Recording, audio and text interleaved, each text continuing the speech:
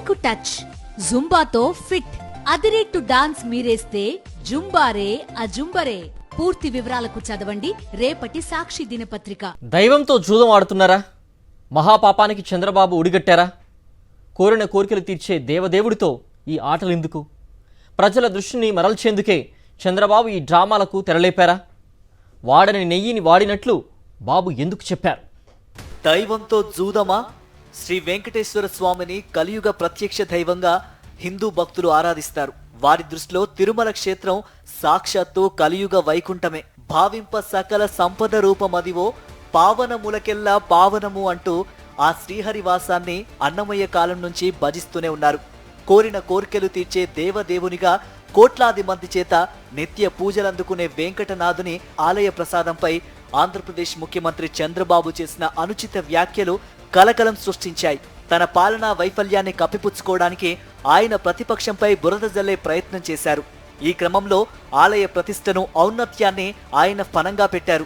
కేవలం ప్రభుత్వ వైఫల్యం కారణంగా విజయవాడ వరదల పాలు కావడం, సూపర్ 6 పేరుతో చేసిన ఎన్నికల బాసలను ఒక్కటి కూడా అమలు చేయకపోవడం, కనీసం ఎప్పుడు చేస్తారనే షెడ్యూల్ను కూడా విడుదల చేయకపోవడం వంటి కారణాలు ఈ తాజా కుట్రకు నేపథ్యం. తమ కూటమి పరిపాలనకు 100 రోజులు పూర్తయిన సందర్భంగా ఏర్పాటు చేసుకున్న శాసనసభాపక్షాల ఉమ్మడి సమావేశంలో ఆ కుట్రను అమలు చేయడం ప్రారంభించారు. తిరుమల లడ్డూ తయారీకి ఉపయోగించే నెయ్యి జంతువుల కొవ్వుతో తయారైందని, ఇది వైసీపీ పాలనలో జరిగిందని చంద్రబాబు ఆరోపించారు. రాజకీయాల్లో ఇక ఇంతకంటే దిగజారుడు సాధ్యం కాదనుకున్న ప్రతిసారి చంద్రబాబు షాక్ ఇస్తూనే ఉంటారు.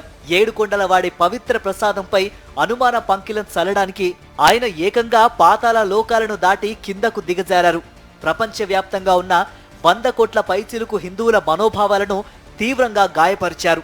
లడ్డూ ప్రసాదం తయారీకి, అందులో వినియోగించే సరుకుల కొనుగోలుకు ఒక పటిష్టమైన వ్యవస్థ తిరుమలలో గత కొన్ని దశాబ్దాలుగా అమలవుతోంది. ప్రభుత్వంలో ఎవరు ఉన్నా ఈ వ్యవస్థలో మార్పు ఉండదు. తిరుమలలో గత 100 సంవత్సరాలుగా లడ్డూ ప్రసాదం అమల్లో ఉంది. మహంతుల అజమాయిషిలో నడిచే తిరుమల పాలనా వ్యవహారాలను 90 ఏళ్ల కింద బ్రిటిష్ వాళ్ళు స్వాధీనం చేసుకుని టీటీడీని ఏర్పాటు చేశారు.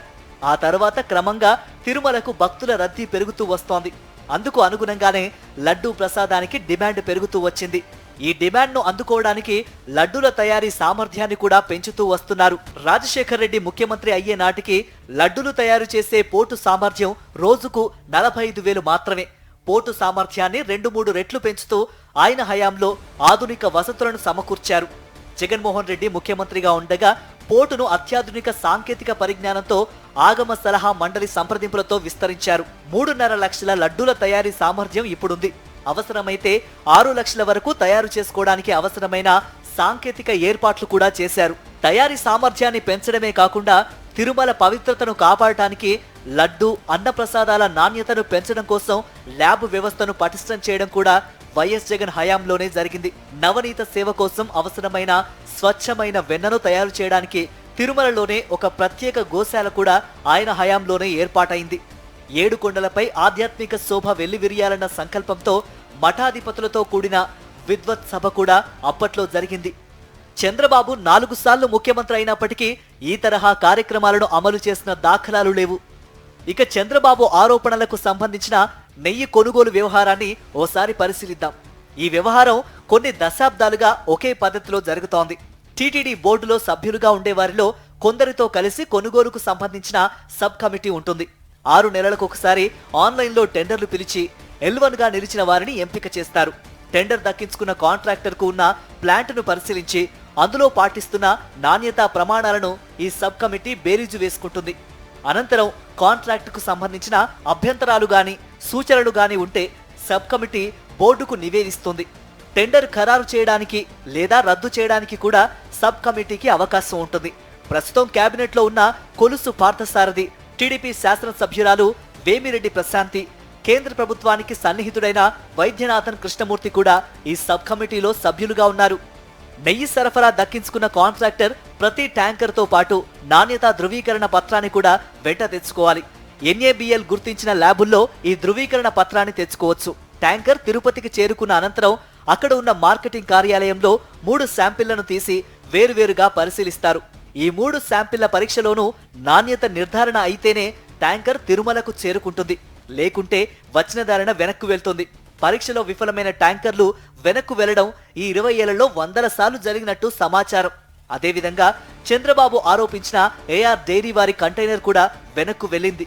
అది కొండెక్కింది లేదు, ఆ నెయ్యిని లడ్డూ తయారీలో వాడింది లేదు, ఆ కల్తీ ప్రసాదాన్ని భక్తులు ఆరగించింది లేదు. తిరుమలలో ఉన్న పటిష్టమైన వ్యవస్థ కల్తీ సరుకులను ప్రసాదాల్లోకి అనుమతించదు. తిరస్కరించిన ఈ ట్యాంకర్లోని శాంపిల్ను తీసుకున్నది జూలై 12వ తేదీన. అప్పటికి రాష్ట్రంలో ముఖ్యమంత్రిగా చంద్రబాబు ఉన్నారు. ఆ శాంపిల్ను జూలై 17న గుజరాత్లోని నేషనల్ డైరీ డెవలప్మెంట్ బోర్డు ల్యాబ్కు పంపించారు. 23న ఆ ల్యాబ్ రిపోర్టు పంపించింది. టీటీడీ ఈవో శ్యామలరావు మీడియాతో మాట్లాడుతూ 4 ట్యాంకర్ల నెయ్యిలో వెజిటబుల్ ఫ్యాట్స్ కలిశాయని నివేదిక ఆధారంగా చెప్పారు. విశ్వసనీయ సమాచారం మేరకు ఎన్డీడీబీతో పాటే మైసూర్లోని మరో కేంద్ర ప్రభుత్వ ల్యాబ్కు కూడా ఈ శాంపిల్స్ పంపించారట. వారి రిపోర్టు గురించి మాత్రం ఎటువంటి సమాచారాన్ని టీటీడీ ఇవ్వడం లేదు. ఈ వ్యవహారం పూర్తయి 2 నెలలు గడిచాయి. కూటమి సర్కార్కు 100 రోజులు నిండిన నేపథ్యంలో జరిగిన రాజకీయ సమావేశంలో చంద్రబాబు ఎన్డీడీబీ నివేదికను విడుదల చేశారు. జంతువుల ఫ్యాట్ కలిసిందనే ఆరోపణ అక్కడే చేశారు.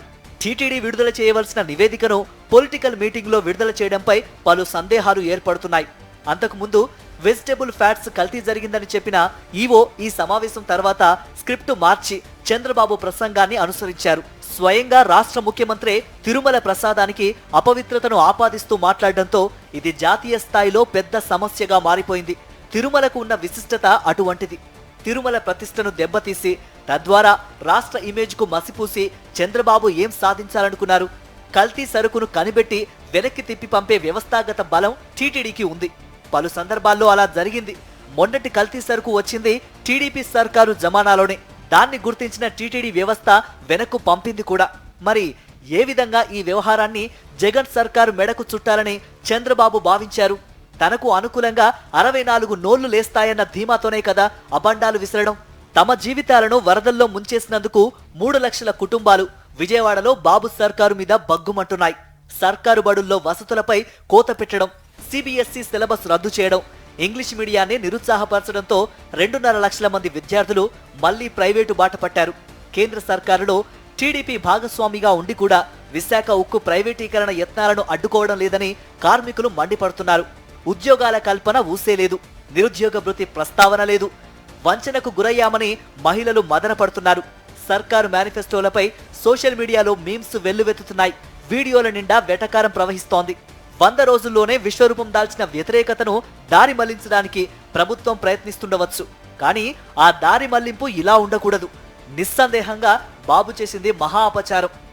ఆయన చేసిన పని వల్ల తిరుమల ప్రతిష్టకు జాతీయ స్థాయిలో భంగం వాటిల్లింది. కూటమి సర్కారు అందజేసిన సమాచారాన్నే కళ్ళకద్దుకొని జాతీయ మీడియా గుడ్డిగా వ్యవహరిస్తోంది. ఈ మీడియా ప్రచారం వల్ల జగన్మోహన్ రెడ్డి ప్రతిష్టే దెబ్బతింటుందని చంద్రబాబు భావించి ఉండవచ్చు. కానీ చంద్రబాబు జమానాలోనే కల్తీ సరుకు వచ్చిన విషయం నేడు కాకపోతే రేపైనా జాతీయ మీడియాకు తెలుస్తుంది.